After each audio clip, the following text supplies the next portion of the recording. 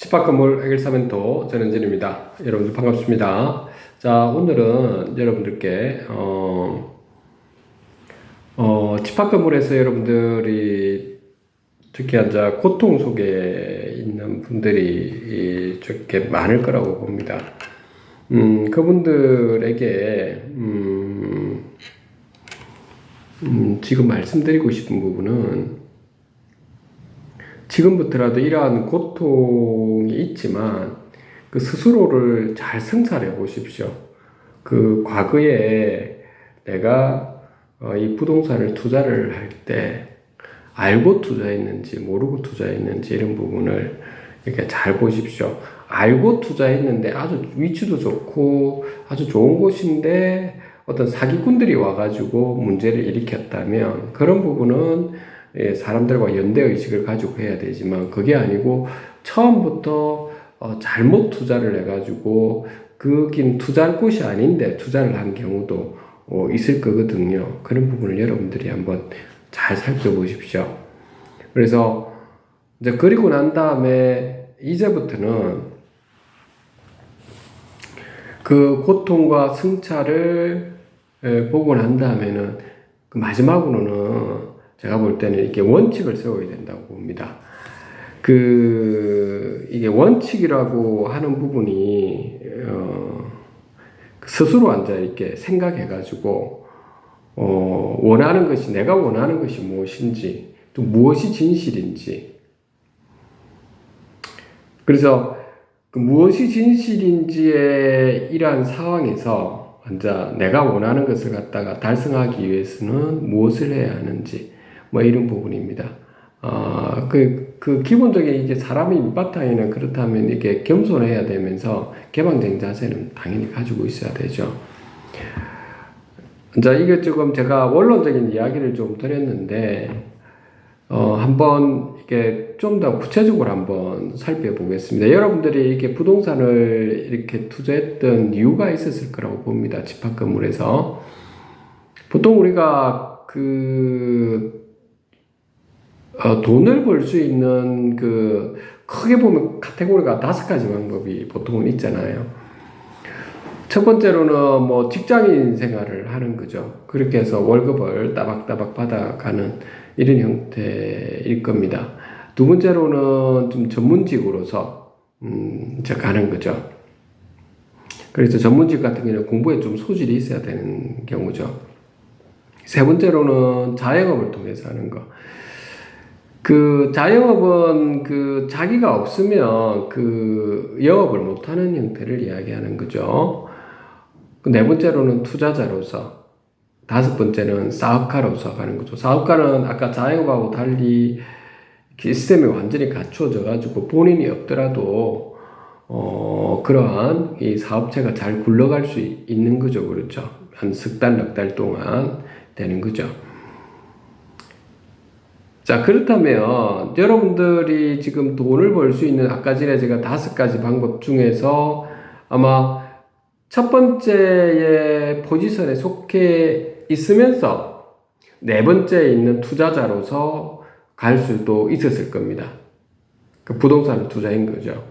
아니면 전문직에 있으면서 여러분들이 네 번째에 있는 방법으로 갈 수도 있었을 거고, 아니면 세 번째에 있는 자영업을 하면서 네 번째 투자자로서 부동산 투자를 했을 수도 있고, 아니면 다섯 번째에 있는 사업가로서 있으면서, 그러니까 법인 사업가든 뭐 어떤 사업가로 있으면서 본인이 부동산을 투자했을 경우도 있을 겁니다. 아마 대부분이 그럴 거라고 봅니다.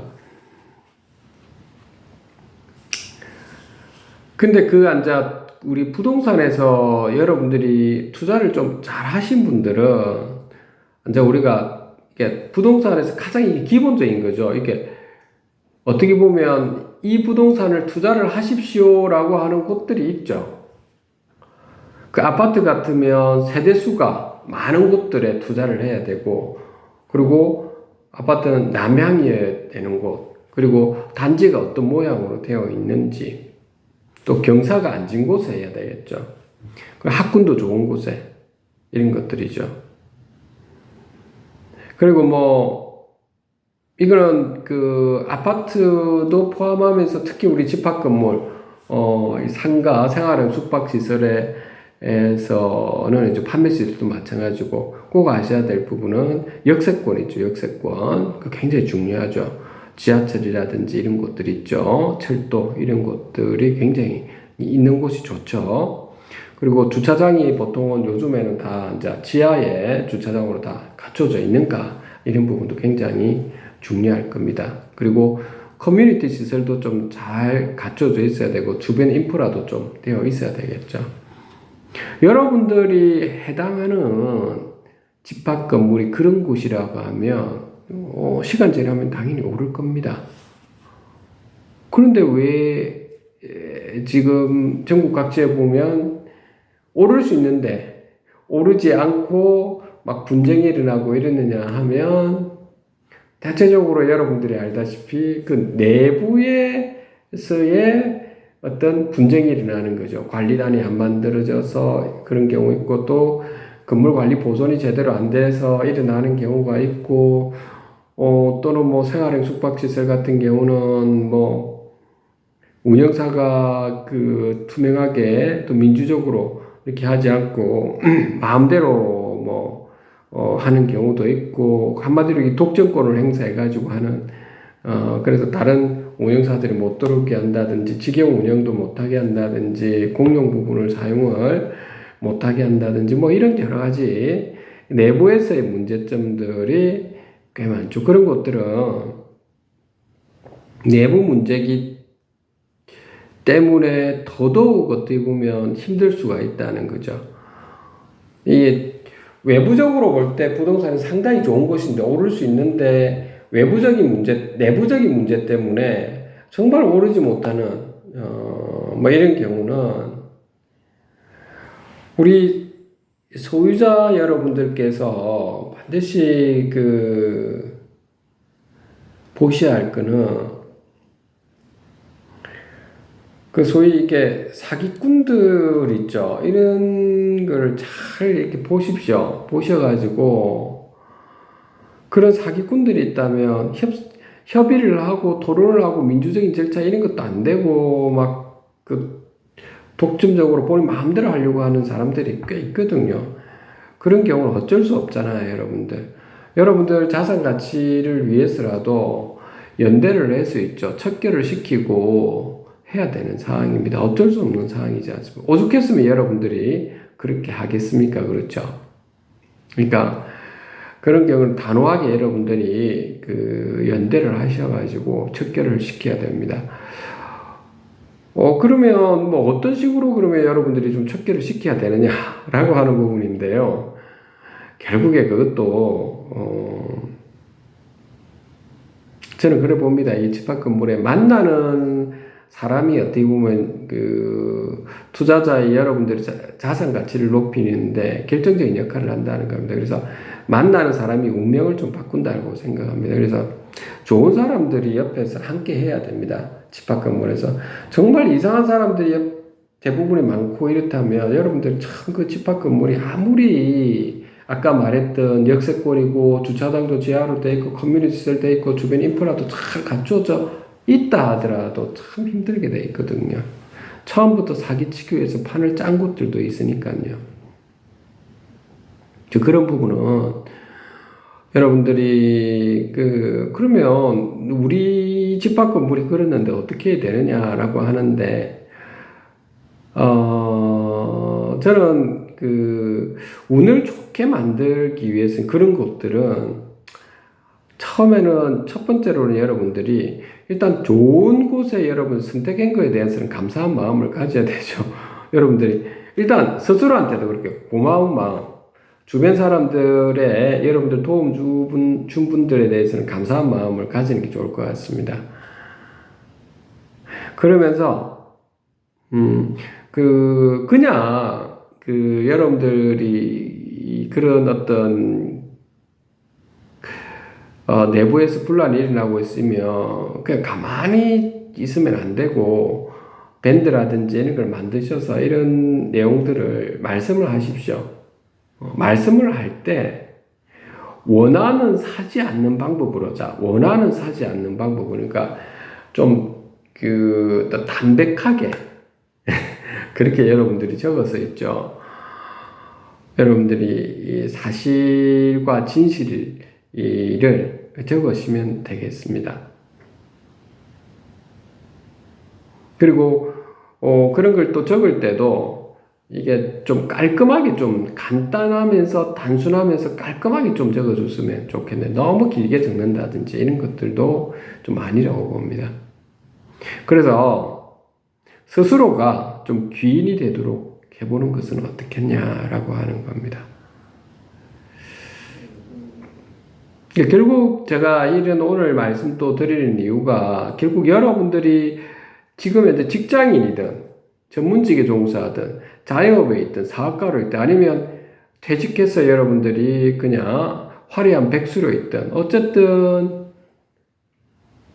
부동산에 여러분들이 투자를 했던 거 아닙니까? 그렇죠? 그러면 이 상황에서 외부의 문제라면 여러분들이 투자를 잘못한 겁니다.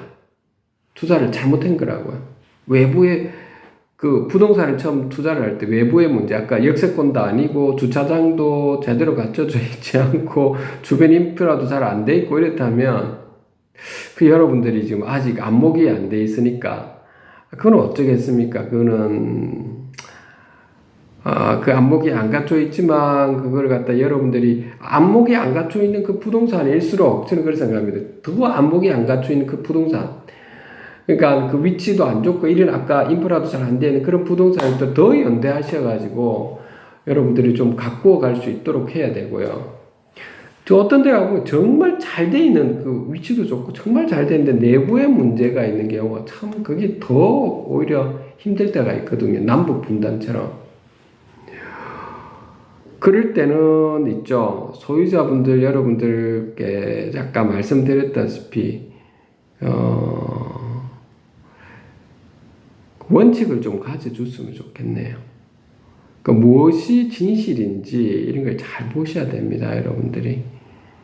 정말 사기꾼들한테 사기를 당하면 안 된다고요. 아주 좋은 위치를 잡아가지고 그래 되면 안 될 거잖아요, 그렇죠? 그러니까 여러분들이 좀 그런 부분을 좀 잘 봐주시면 좋겠습니다.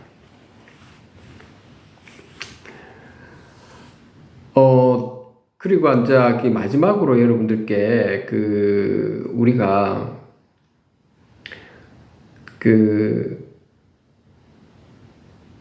지금 현재 지금 금리가 내년 초까지는 좀 올라가는 걸로 돼 있죠. 저도 이게 금리가 좀 떨어질 거라고 생각했는데 생각보다는 미국이 상당히 제조업 쪽도 지금 유입시키면서 물가가 상승하면서 금리가 지금 올라가는 이 상황이다 보니까 어쩔 수 없이 우리나라까지 파급 효과가 굉장히 좀 크게 되어서 아마 부동산에 여러분들 투자하신 분들 중에서 아마 레버리지를 좀 필요하죠, 레버리지가. 그래서 은행에 부채를 당겨서 이제 여러분들이 부동산을 투자는 잘 하실 수도 있는데 아무래도 금리가 올라가다 보니까 저번에 제가 이 부동산 평가 방법에 대해서 가치 평가에 대해서 이야기했듯이 금리가 올라가면 어쩔 수 없이 부동산의 가치는 이렇게 떨어질 수밖에 없는 좀 상황이죠. 그렇다고 계속 이렇게 금리가 올라가는 상황은 아닐 겁니다. 그러니까 내년 초쯤 되면 금리가 좀 떨어질 거거든요. 그때까지는 여러분들께서 잘 좀 이렇게 버텨줬으면 좋겠고, 환율이 지금 계속 오르고 있는데 환율이 오르게 되면 부동산의 가치가 좀 저평가되는 부분이 또 있죠. 거꾸로. 그런 부분은 여러분들이 알다시피 아무래도 우리의 자산 가치가 이렇게 떨어지니까 외국인들이 볼 때 우리의 이러한 전반적인 가격이 많이 하락되어 있다고 볼 수가 있기 때문에요. 서로 간에 이렇게 금리와 환율은 좀 상충되는 부분이 있는데, 부동산 입장에서 봤을 때. 근데 어쨌든 장기적으로 봤을 때는 기축통화인 달러의 지금 발행이 계속해서 지금 되고 있기 때문에 돈의 가치는 계속 하락될 겁니다. 그래서 여러분들의 있는 실물 자산은 장기적으로는 좀 올라갈 거는 분명하거든요. 아까 말했던 좋은 부동산을 여러분들이 투자를 했을 때 말하는 겁니다. 그래서 지금 여러분들께 좀 마무리하자면 좀 그 고통에 있는 분들 여러분들께서는 스스로를 잘 성찰을 해 보셔가지고 좀 발전할 수 있는 이번에 계기가 좀 되었으면 합니다. 제 이런 말씀을 좀 드리고 나서도 조금 제가 죄송한 마음이 들기도 하는데 또 고통에 있는 분들 입장에서는 지금 당장에 이게 지금 고통이 참 힘들죠, 그렇죠? 그래요. 그런 부분이 저도 좀 안타깝긴 한데요. 뭐 이것도 지나가는 가겠습니까, 여러분들? 그러니까 좀 힘을 좀 내시고 스스로 좀 힘들 때는 있죠. 스스로를 한번 내다보시고 기도도 하시고 교회 가시는 분들은 기도도 좀 하시면서 스스로를 내다보시고 절에 가신 분들도 기도하시면서 스스로를 좀 보시면 어떻겠나라는 생각이 좀 드네요. 그리고 가끔 힘들 때는 너무 힘들다 할 때는 주변에 멘토나 아니면 뭐 그 친구들이나 이런 분들 만나서 가끔씩은 이렇게 대화도 좀 나누어서 이렇게 서로 생각을 좀 개방적으로 좀 가질 수 있는 이런 부분을 좀 가져주었으면 합니다. 오늘 여기까지 여러분들께 말씀을 좀 드리도록 하겠습니다. 여러분들 힘을 내시고 늘 여러분들이 지금 고통 속에 있는 부동산에서 고통 속에 있는 투자자 여러분들께 제가 힘을 내시기를 꼭 빌겠습니다. 여러분들 잘 될 거라고 봅니다. 저도 늘 기도를 드리겠습니다. 감사합니다. 집합건물 해결사 멘토 전현진이었습니다.